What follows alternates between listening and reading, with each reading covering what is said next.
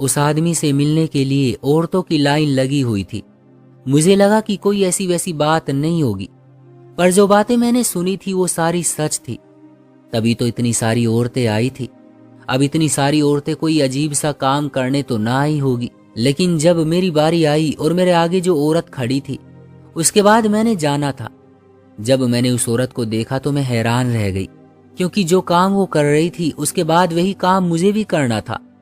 मुझे ऐसा लगा कि मुझे उल्टी आ जाएगी। मैंने अपने मुंह पर हाथ रख लिया। पास खड़े एक आदमी ने मुझे अजीब नजरों से देखा तो मैं सामने देखने लगी। उस औरत ने जो हरकत की वो देखकर तो मैं हक्की बक्की रह गई। इसके बाद वो औरत वहां से हट गई और अब मेरी बारी आ गई। उस आदमी ने मेरी तरफ देखा और कहा कि मैडम खड़ी क्यों हो, जो काम करने आई हो वो करो। मैंने कहा कि मुझे नहीं पता था कि यहाँ पर औरतों से ये काम करवाया जाता है। उसने कहा कि तुम्हें नहीं पता था तो तुम यहाँ तक कैसे आ गई। मैंने कहा कि लेकिन मुझे तो कुछ और बताया गया था। उसने कहा कि जो भी बताया गया हो, अब तो आ गई हो तो जो सबने किया है वो तुम्हें भी करना पड़ेगा। मैंने कहा कि मैं ये सब नहीं कर सकती। तो उन्होंने मुझे ऐसी बात बताई कि मैं वो काम करने पर मजबूर हो गई, क्योंकि उन्होंने कहा कि उन्होंने मेरे यहाँ आने से पहले ही मेरे लिए रिश्ता हमारे अपने गांव से ही आया था।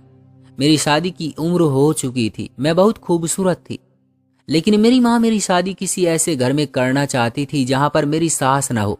लेकिन आजकल पता नहीं क्या है कि लोगों ने शायद जल्दी मरना ही छोड़ दिया है।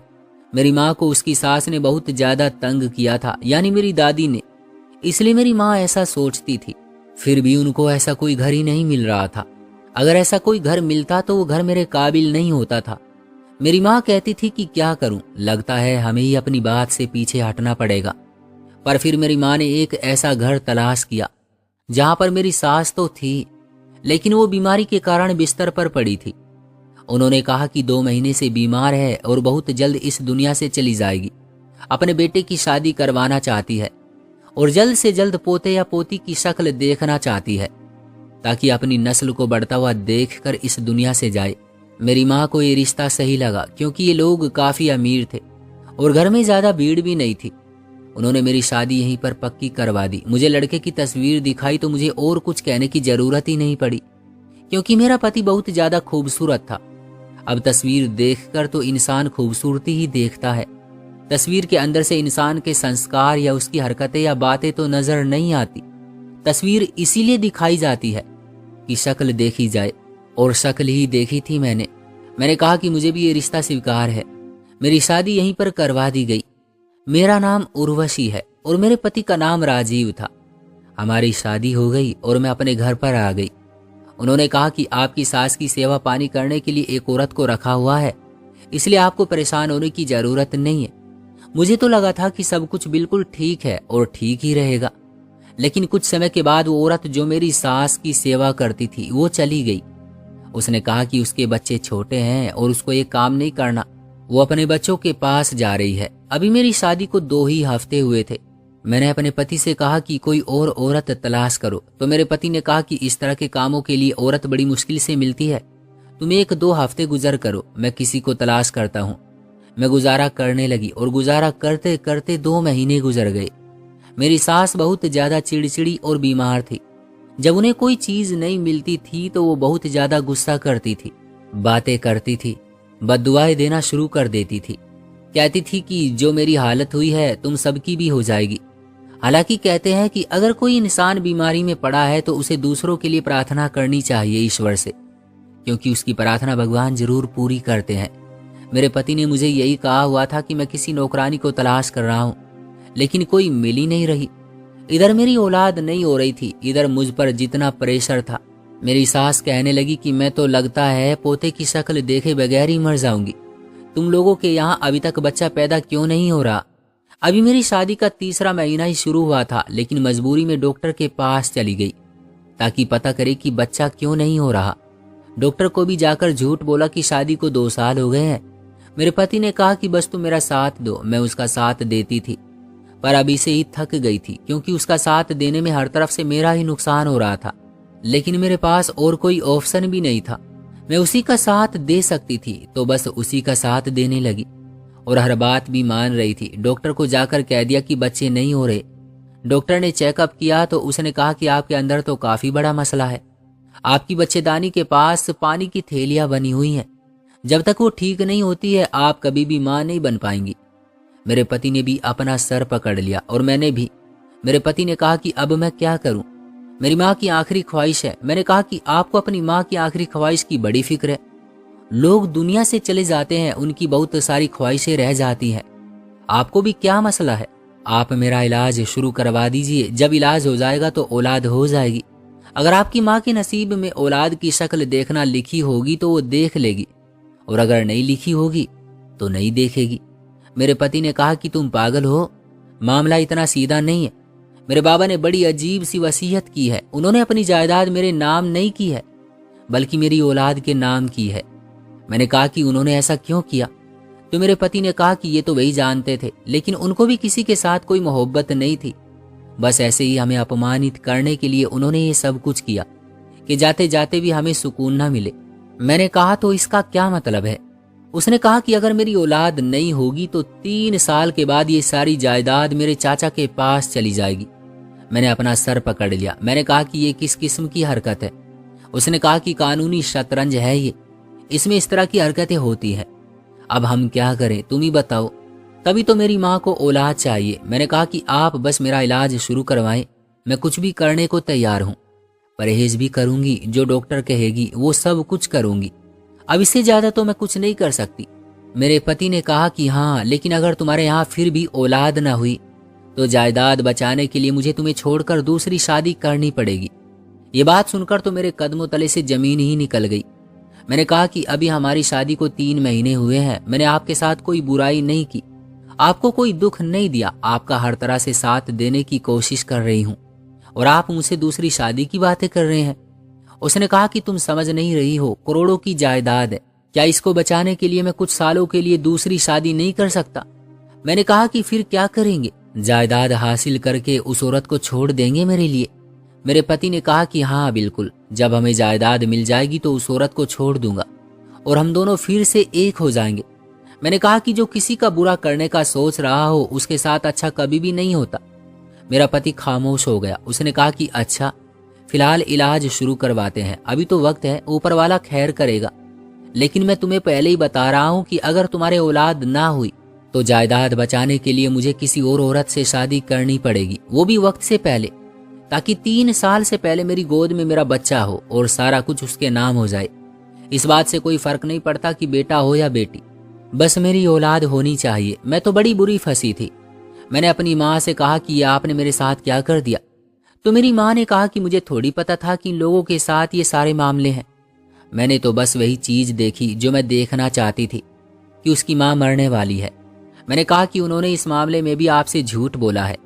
वो 2 महीने से बिस्तर पर नहीं पड़ी, बल्कि 3 साल से बिस्तर पर पड़ी है। और जो इस तरह से बिस्तर पर पड़ जाता है ना, उसकी आत्मा आसानी से शरीर नहीं छोड़ती। या 8-9 साल से इसी तरह और भी गुजार लेगी।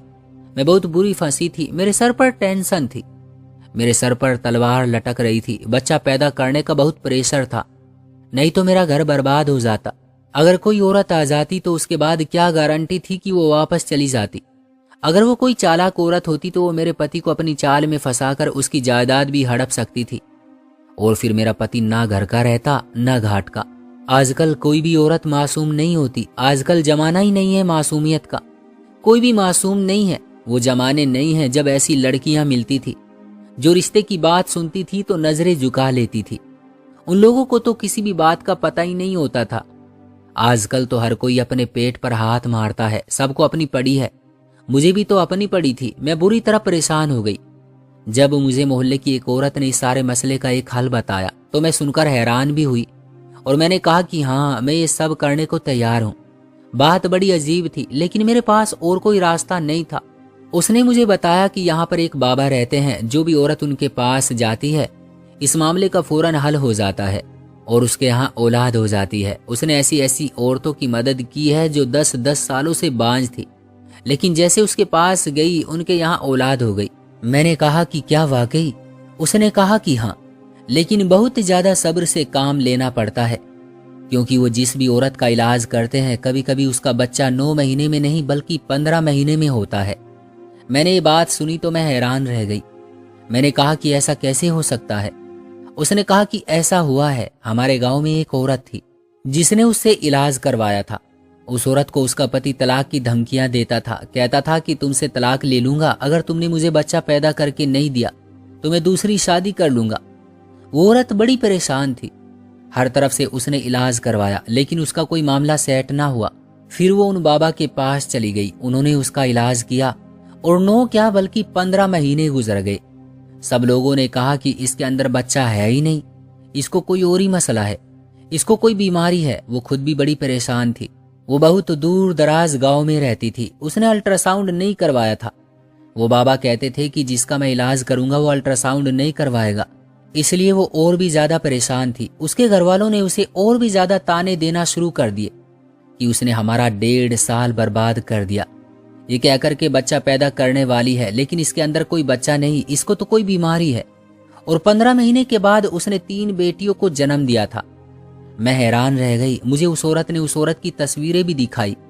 वो 3 बेटों के साथ बड़ी खुश नजर आ रही थी। मेरे दिल में भी आस जगने लगी। बात सिर्फ जायदाद की नहीं थी या इस बात की भी नहीं थी कि मेरा पति मुझे छोड़ देगा। बात यह थी कि मैं माँ भी तो बनना चाहती थी। डॉक्टर ने तो साफ कह दिया था कि मेरे अंदर मसला है, ऐसे में मेरी जिंदगी भी खराब होती और रिश्ता भी, और फिर मुझे औलाद भी ना मिलती। कहते हैं कि रिश्ता तभी पूरा होता है जब उसकी औलाद पैदा हो जाती है, यानी कि उसके नतीजे में होने वाली औलाद जो वजूद में आती है तो उसी को लोग रिश्ता पूरा होना समझते हैं। और फिर औलाद के बगैर औरत की कोई इज्जत नहीं होती। लोग तो इज्जत से नाम लेना भी छोड़ देते हैं। कहते हैं वही जिसके बच्चे नहीं होते। मैं ऐसी जिंदगी नहीं गुजारना चाहती थी। मैंने भी कहा कि मैं भी उन बाबा के पास जाऊंगी। उसने मुझे बता दिया और उसने कहा कि देखो अब तुम जा तो रही हो लेकिन फिर तुम्हें बहुत सारी बातों का सामना करना पड़ेगा। हो सकता है तुम्हारा गर्भ भी 15 महीने का ठहरे, तो फिर तुम सब कुछ बर्दाश्त कर लोगी। तो मैंने उसे कहा कि हाँ मैं कुछ भी बर्दाश्त कर लूंगी। मैंने अपने पति को ये सब कुछ बताया लेकिन इतना नहीं बताया। मैंने उसे कहा कि बस एक काफी पहुंचे हुए बाबा हैं जो इलाज करते हैं तो बच्चा ठहर जाता है, बच्चा हो जाता है। मेरे पति ने कहा कि हाँ हाँ जरूर जाओ, इलाज करवाओ, तुम्हें तो जरूर जाना चाहिए और मुझे इस बात की खुशी है कि तुम भी कोशिश कर रही हो। हमारे घर में बाबाओं और तांत्रिकों को कोई नहीं मानता, लेकिन अगर इस तरह से हमारी मदद होती है तो हमें और क्या चाहिए। मेरे पति ने कहा कि मैं तुम्हें छोड़ दूंगा, तो मैंने कहा कि नहीं मैं खुद ही चली जाऊंगी, यहाँ से काफी दूर है। खैर मैं वहां पर चली गई तो वहां औरतों की लाइन लगी हुई थी। पहले तो मैं जाते हुए यही सोच रही थी कि ऐसा नहीं हो सकता, ये सब कुछ झूठ है। हो सकता है कि ये बाबा ऐसे ही लोगों से पैसे लूटता हो। लेकिन जब मैं वहां पर पहुंची तो बहुत ही ज्यादा भीड़ थी। मैंने कहा कि इतने सारे लोग बिना वजह तो नहीं आते, जाहिर है कोई ना कोई करिश्मा या चमत्कार देखा होगा तभी तो आ रहे हैं। औरतों की बातों से और उनके हुलियों से अंदाजा हो रहा था कि वो बहुत दूर दराज से आ रही थी। बाकायदा लाइन लगी हुई थी। मैं भी लाइन में लग गई। लाइन में लगने से पहले वहां पर एक औरत बैठी थी जो कुछ जरूरी जानकारियां ले रही थी। उसने मुझसे मेरा नाम पूछा, उम्र पूछी, शादी को कितना समय हुआ है, किस इलाके से आई हो, पति क्या करता है, ये सब कुछ उसने मुझसे पूछा और मेरा वजन भी किया। ये तो बिल्कुल डॉक्टरी सा माहौल बन पड़ा था। उस औरत ने मुझसे एक कोरे कागज पर दस्तखत भी करवाए। मैंने कहा कि ये सब किस लिए, तो उसने कहा कि इसमें हम बस ये लिखेंगे कि आप इलाज कर रहे हैं और आपको इससे कोई ऐतराज नहीं है। मैंने कहा ठीक है। खैर जब मेरी बारी आई तो हम लोग कमरे में दाखिल हो गए, मगर कमरे के अंदर भी भीड़ लगी हुई थी। मेरे आगे एक औरत खड़ी थी जो बहुत ही ज्यादा मोटी थी और वो अपने आगे वाली औरत से अपने सारे मसले डिस्कस कर रही थी और कह रही थी कि मेरा वजन ज्यादा है इसलिए मेरे यहाँ औलाद नहीं हो रही है। लेकिन मेरा वजन तो बिल्कुल ठीक था, फिर भी मेरे साथ मसला बना हुआ था। खैर अब इसकी भी बारी आ गई। सामने वो बाबा बैठे थे और उसके आगे ये औरत थी और उसके पीछे मैं खड़ी थी, यानी मुझे वो बाबा साफ नजर आ रहे थे। उन बाबा ने उससे पूछा कि क्या मसला है क्या नहीं। वो देखने में एक नॉर्मल आदमी लग रहे थे, जैसे कि अक्सर बाबा होते हैं। अधेड़ उम्र का आदमी था। उस औरत ने सब कुछ बताया। उसके बाद जो उन्होंने किया वो देखकर मेरे तो होश ही उड़ गए और कदमों तले से जमीन ही निकल गई। उन्होंने उस औरत का सर अपने हाथों से पकड़ के कुछ मंत्र सा पढ़ा और उसके बाद अपने मुंह से थूक निकालकर उस औरत के मुंह में डाल दिया। यहाँ पर जो हो रहा था वो देखकर मुझे उल्टी सी आने लगी। मैंने कहा कि ये सब क्या है, क्या मेरे साथ भी यही सब कुछ होगा। मेरा जी खराब होना शुरू हो गया था और ये औरत है कि इसको कुछ भी महसूस नहीं हुआ। ये तो बहुत खुश हो रही थी। वहां पर सब औरतों के साथ यही हो रहा था, वो सारी औरतें खुश हो रही थी। मेरा अजीब सा हाल हो गया, मैं यहाँ से भाग जाना चाहती थी, लेकिन जब मैंने पीछे देखा तो मेरे पीछे पूरी लाइन थी। मैं साइड पर होने लगी तो उस बाबा ने जो एक आदमी खड़ा कर रखा था, उसने मेरी तरफ अजीब नजरों से देखा। उसने कहा कि क्या मसला है मैडम, आपको कोई बात है? मैंने कहा कि नहीं, कुछ नहीं। उसने कहा कि आपकी बारी आ गई है, बस फिक्र नहीं करें। बाबा ने मेरे से भी पूछना शुरू कर दिया, नाम क्या है, कहाँ से आई हो, क्या करती हो, उम्र कितनी है, पति क्या करता है, कब से बच्चे नहीं हो रहे। मैंने सारा कुछ बताया। उसके बाद जब बाबा ने मेरी तरफ हाथ बढ़ाया तो मैं अजीब सी हालत में आ गई। उन्होंने मेरे साथ भी वही किया जो बाकी सबके साथ किया। मुझे फौरन से ही उबकाई आ गई तो सब लोग हैरान होकर मुझे देखने लगे। बाबा ने कहा कि कोई बात नहीं, लगता है इसके नसीब में औलाद नहीं है। मैंने कहा कि ऐसे तो ना कहें, मैं बड़ी मजबूरी में हूं। उन्होंने कहा कि फिर इस तरह की हरकतें नहीं करो, तुम्हें तो यहाँ दोबारा भी आना है। मैंने किसी तरह ये सब कुछ बर्दाश्त कर लिया और वापस आ गई। वापस आई तो मेरा मूड बड़ा खराब था। मेरे पति ने कहा कि क्या बात है? मैंने कहा कि कुछ नहीं। उसने कहा कि गई थी उस बाबा के पास। मैंने कहा कि हाँ गई थी, तो क्या हुआ था वहां? मैंने कहा कुछ नहीं, बस हाथ सर पर रखा था और कोई मंत्र पढ़ दिया। उसने कहा कि पैसे वैसे लिए हैं? तो मैंने कहा कि पैसे नहीं लिए, जबकि बाबा ने तो पैसों की कोई बात नहीं की थी, लेकिन उसके कारिंदों ने कहा था कि आपको पैसे देने होंगे। मैंने कहा कि पैसे किस बात के? तो उन्होंने कहा कि देखें, कुछ पाने के लिए कुछ खोना पड़ता है। बाबा बड़े दूर से आते हैं, ये उनका घर नहीं है, यहाँ पर रहते हैं, इनको रहने में बड़ी मुश्किल होती है, खर्च होते हैं, पेट्रोल लगता है, तो थोड़े बहुत पैसे तो देने पड़ते हैं। जब मैंने सुना कि थोड़े बहुत पैसे, मैंने सोचा कि चलो शायद 1000-2000 होंगे, मगर उन्होंने मुझसे पूरे 50,000 रुपये मांगे थे। मैंने कहा कि अगर ये इस तरह हर औरत से 50,000 लेते होंगे तो ये तो करोड़ों कमा के जाते होंगे। मैंने उस औरत से भी कहा जिसने मुझे भेजा था, तो उसने कहा कि देखो, औलाद से बड़ी कोई दौलत नहीं होती, क्या तुम अपनी औलाद पाने के लिए 50,000 नहीं दे सकती हो? इसमें क्या बात है? मैं भी खामोश हो गई। मैंने कहा कि ठीक है, और मैंने पैसों का इंतजाम करना शुरू कर दिया। कुछ पैसे थे मेरे पास, कुछ मैंने अपने पति से ले लिए और उसे कहा कि बाबा ने ज्यादा पैसे नहीं मांगे, लेकिन 10,000 रुपये मांगे हैं। बाकी पैसे मैंने अपने पास से जमा किए। पैसे तो मैंने पूरे ही जमा कर लिए थे, लेकिन दोबारा से उस प्रक्रिया से नहीं गुजरना चाहती थी। पता नहीं इस तरह से मेरे यहाँ औलाद होने वाली थी या नहीं। खैर, मेरा इलाज पूरा हो गया और उन लोगों ने कहा कि अब इंतजार करो, महीने बाद तुम्हें पता चल जाएगा कि तुम माँ बनने वाली हो या नहीं। मैंने उन बाबा से कहा कि अगर मैं माँ बनने वाली ना हुई तो फिर क्या होगा? उन्होंने मेरी तरफ अजीब सी नजरों से देखा और कहा कि आज तक जितनी भी औरतों का इलाज किया है, कोई भी खाली नहीं गई है, तो फिर तुम्हारे साथ ऐसा कैसे हो सकता है?